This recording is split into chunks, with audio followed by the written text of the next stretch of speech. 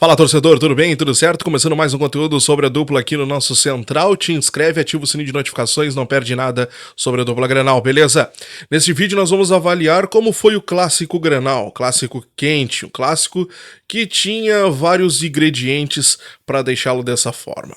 O Internacional, como grande novidade, já nem era novidade, foi a presença do Bustos no lugar do Hugo Malo na lateral direita, já que o Malo foi suspenso no último jogo contra o Atlético Mineiro, então não poderia jogar hoje. Do lado do Grêmio, Ferreira entrou no lugar do JP Galvão, já era especulado essa situação, o JP sentiu dores musculares, segundo o Grêmio, e nem na lista de relacionados ficou. Logo no início do jogo, que começou bastante quente, um choque entre o Grando e o Ener Valencia após um recuo mal feito, pela defesa do Grêmio. O Ener acabou caindo, causou um grande rebuliço na torcida, o pessoal ficou pedindo pênalti, o juiz de imediato parou o jogo e o lance foi pro VAR. O grande lance é que o Vidiaçante, que foi quem lançou a bola para trás pro Grando, ele acabou chutando a bola e ela pegou no Johnny. Como o Ener Valencia estava voltando da posição de impedimento, a jogada foi anulada. Mas se ele não tivesse impedido, já estava marcado o pênalti para o Inter então. Como ele estava impedido e a jogada bateu por último em Johnny, nada valeu então. O Inter começou muito melhor no clássico. O Grêmio bem desligado, meio fora do jogo, errava muitos passes, e o Inter não, o Inter intenso, marcando em cima, marcando na saída de bola, obrigava tanto o Jeromel quanto o Kahneman a dar balão a todo momento, até que aos 6 minutos, ainda no início do jogo ali, uma jogada pela direita entre Alan Patrick e Ener Valencia, o Ener finaliza, o Grando defende, mas no segundo momento o Ener acaba fazendo o seu primeiro gol, marcando a abertura do placar lá no estádio Beira-Rio. Após o gol, o Inter deu uma baixada nas linhas e o Grêmio começou a ensaiar uma reação. Mas o grande problema do Grêmio no primeiro tempo é que o Grêmio não conseguia acertar o passe. O Grêmio errou muitos passes, principalmente na Carbajo e Cristaldo. Os dois lá na frente erravam muitos passos. O Carbajo deixava o PP numa situação em que o PP tinha que ajudar o Vidiaçante na marcação e também ir para frente para poder tentar abastecer o Suárez. O Suárez no primeiro tempo foi totalmente assim, ninguém falou o nome de Suárez.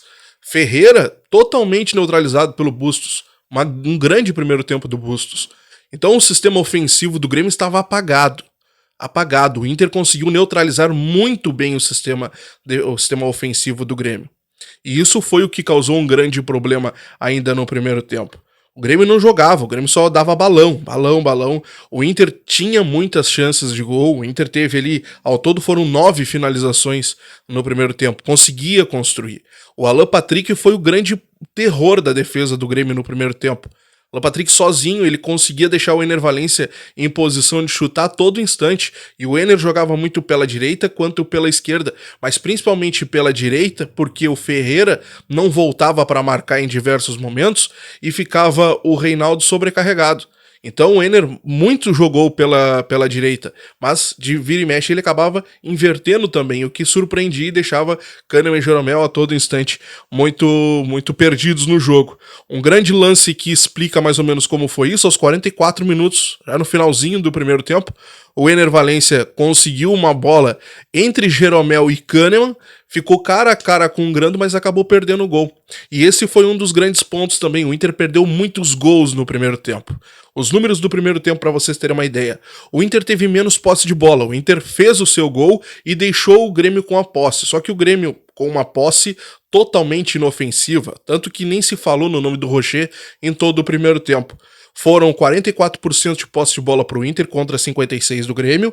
Finalizações foram 9 do Inter e apenas 2 do Grêmio, sendo que nenhuma delas foi a gol. O Grêmio não teve finalizações a gol em todo o primeiro tempo. Olha o grande detalhe do primeiro tempo. O Inter teve 9 finalizações e 2 foram a gol. Uma foi gol, a outra foi a do Ener, que ele acabou parando no goleiro. Aliás, acabou chutando para fora, no caso. Então, não foi essa, foi a outra. E faltas. Foram 6 faltas pro Inter e 3 pro Grêmio. Veio o segundo tempo. Bom, e no intervalo o Renato analisou as mesmas coisas que a gente vinha conversando aqui durante o primeiro tempo. Ele tirou o Carbajo e o Cristaldo, que não estavam rendendo durante o jogo, e colocou Galdino e Natan. O Inter começou o segundo tempo muito melhor do que o Grêmio, a exemplo do primeiro tempo. O Inter tinha mais posse, o Inter tinha mais vontade, o Inter estava muito mais encaixado do que o Grêmio, acertava mais passes e começou levando mais perigo.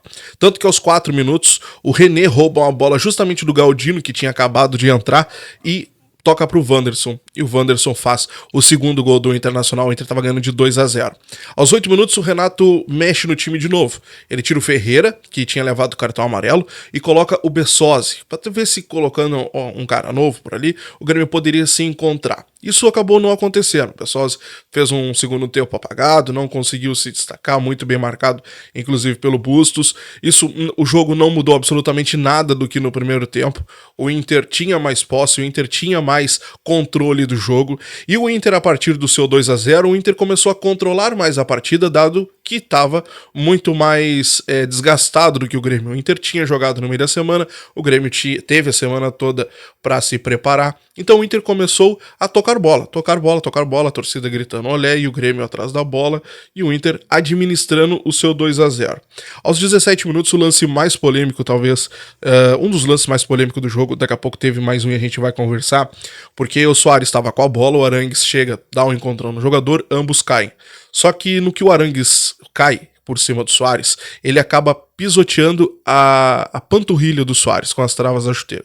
O juiz não marcou nada, o lance seguiu, o Soares ficou caído, obviamente se contorcendo de dor, e aí o juiz não marcou absolutamente nada. Depois parou o lance, ele voltou, ele mostrou que tinha sido pisoteado e tudo mais, mas o juiz não deu falta e não marcou o amarelo pro Arangues. Pode ter sido uma falta para amarelo? Pode, depende da interpretação do árbitro, mas foi também parece também ser uma queda do Arangues. Aí vai da interpretação da arbitragem. Se foi por querer, se não foi, enfim, aí vai da interpretação. Aos 22 minutos, uma jogada do Galdino, Galdino e Soares na área, a defesa do Inter afastou, só que ela sobrou para João Pedro, que de fora da área chutou rasteirinho numa falha do Rocher, acabou marcando o gol do Grêmio, 1-0. Aos 24 minutos, numa falha do sistema defensivo do Grêmio, porque o que acontece? Tava Maurício pelo meio, Alan Patrick pela direita e Ener Valencia fugindo pela esquerda. Jeromel marcava o Ener, o Maurício estava sozinho pelo meio carregando a bola, e pela direita estava o Kahneman marcando o Alan Patrick. O Kahneman sai da marcação do Alan Patrick e vai em direção ao Maurício, que estava com a bola, deixando o Alan Patrick sozinho. O que aconteceu? Maurício, obviamente, forneceu ao Alan Patrick, que marcou o terceiro gol do Internacional, fazendo 3-1. Aos 24 minutos, aos 28, perdão, uma falta mais um pouquinho à frente da meia-lua, Luizito Soares conseguiu fazer o 3-2 e diminuir o placar ali. A defesa do Inter se abriu, né? Tava ali o Vitão e o Alan Patrick, se eu não me engano, a bola passou, meia altura passou entre os dois. Tem torcedor dizendo que foi uma falha do Rocher, que era uma bola defensável, uma bola longe e tal.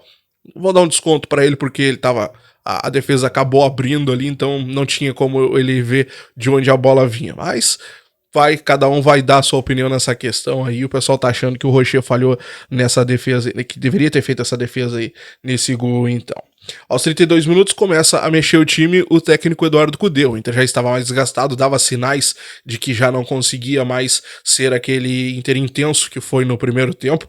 O Arangues mesmo estava sentindo muito questões físicas, já a todo momento que podia caía no chão, dava uma segurada, parava. O Ener Valencia também já não conseguia ser mais tão intenso. Aos 32, o Cudê tira o Johnny e coloca o Igor Gomes e tira o Maurício para a entrada do Gabriel. O Johnny também é outro que correu pra caramba nesse jogo, tava bastante desgastado.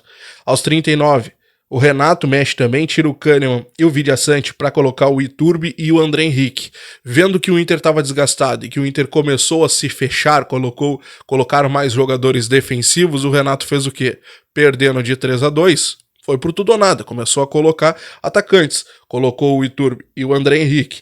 Aos 42, O Cudê tira o Arangues, bastante desgastado, fez hora extra em campo, inclusive o Arangues e o Arangues e o Wanderson, e coloca o Nico Hernandes e o Rômulo, fechando ainda mais a casinha colorada. Aos 49, a última mexida do Cudê, tira o Alan Patrick, muito aplaudido, o nome do jogo com toda certeza, foi um dos destaques do Grenal para a entrada do Dalbert.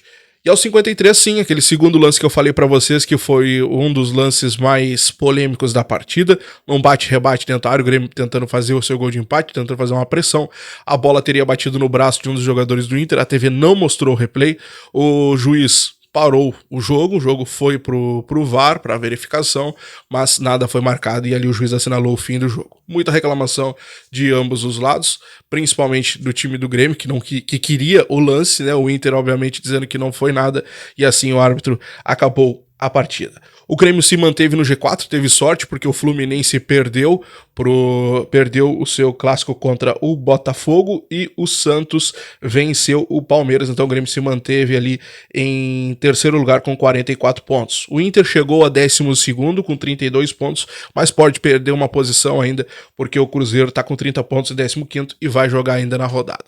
Beleza? Data FIFA agora, ambos vão descansar, vão ter que se encontrar, o Grêmio soma mais um jogo que não consegue vencer fora de casa, um grande problema pro técnico Renato, e pro Inter agora uma sensação de alívio, de paz e de, vamos lá, se reconciliou com a torcida, todo mundo saiu feliz do clássico Grenal pelo lado colorado, beleza?